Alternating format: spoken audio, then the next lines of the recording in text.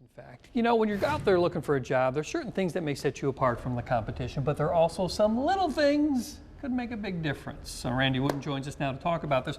All right, so people never really know what things they're doing wrong or even doing right. So, but it's probably going to start, what, on the telephone? Well, it does, and this whole, I write an article in the paper, and I watched the Daytona 500 at the tail end, and these guys raced 500 miles, and the winning margin was 1/100th of a second. It's this much. Yeah. And so, just like in a job hunt, there's some things you can do. There's so many variables, and so we get too hung up on saying the right thing during the interview.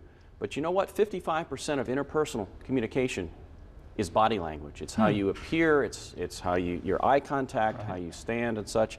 38% is your tone of voice, and only 7% the actual wording. Wow. And so think about this now. We'll talk telephone for a moment. 55% is out the window because they can't see your body language. Right. And so tone of voice and the words you use are important. So here, if I'm calling you, let's say to set up an interview, I want to hear your voice. Don't leave your greeting that automated 336-555. I want to know I'm calling Bob. Okay. So say your name slowly. We're in a political season here, so don't tell me who to vote for. Don't tell me what team you like, what TV show you like, your favorite band. So this is like my cell phone answering greeting you're talking about. Hi, yes. Hi, this is Randy Wooden. Sorry I'm not able to take your call. If you would, please leave your name, your phone number, and a brief message, and I'll call you back. Right.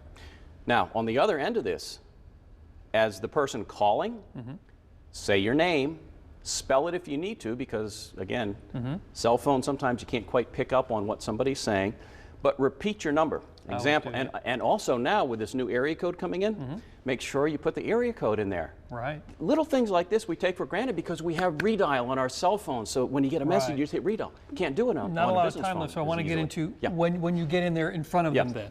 Okay, face-to-face firm handshake, good eye contact, shine your shoes. And don't wear flip-flops, but wear actual Overdress shoes. a little bit? Yes. Okay. Yeah, you want to wear a watch, turn your cell phone off, send a thank you note, all kinds of little things that you can do to increase your odds of success, but you can't control everything. Right. Just Coat know and that, tie is good for certain jobs, but if you're going in for maybe a welding job, you don't necessarily need them, or do you? Correct, correct. And it's a good idea to case the place out and see how the other folks are dressed, or when you set up that interview on the phone, ask. Yeah. And they'll tell you. There's just so much you can control, but some things you can't. Do the best you can, do your homework, and be sure to send that thank you note. You're just trying to eliminate this whole idea of getting knocked out for something silly so they can get to the real you. Correct. Very good. Correct. Randy, thank you. As always, fun to hear the great tips. You've been there before. There's Randy's number if you want to talk to him more. Maybe you can email him, procenter@Goodwill NC, Goodwill NW, NC is for Northwest North Carolina.org.